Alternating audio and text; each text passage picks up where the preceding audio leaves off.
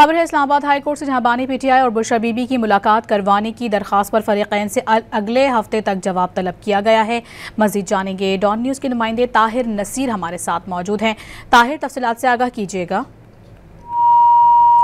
आपको बता रहे हैं, इस्लामाबाद हाई कोर्ट ने बानी पीटीआई और बुशरा बीबी की मुलाकात करवाने की दरखास्त पर फरीकैन से अगले हफ्ते तक जवाब तलब किया है।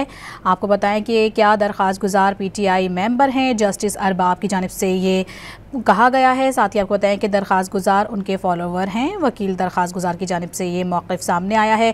बानी पीटीआई और बुशरा बीबी की मुलाकात करवाने की दरखास्त पर इस हवाले से समाअत हुई है। मज़ीद अहवाल बताएंगे हमें ताहिर नसीर। जी ताहिर, बताइए। जी देखिए, बानी पीटीआई और बुशरा बीबी की मुलाकात करवाने की दरखास्त पर समाअत इस्लामाबाद हाई कोर्ट के जस्टिस अरबाब मोहम्मद ताहिर ने की है। अदालत ने फरीकैन को नोटिस जारी करके अगले हफ्ते तक जवाब तलब कर लिया है। दौरान समाअत अदालत ने दरखास्त गुजार के वकील से इस्तफसार किया कि आप क्या चाह रहे हैं, दरखास्त गुजार कौन है, जिस पर वकील ने मौक़िफ़ अपनाया कि दरखास्त गुजार बानी पीटीआई का फॉलोवर है।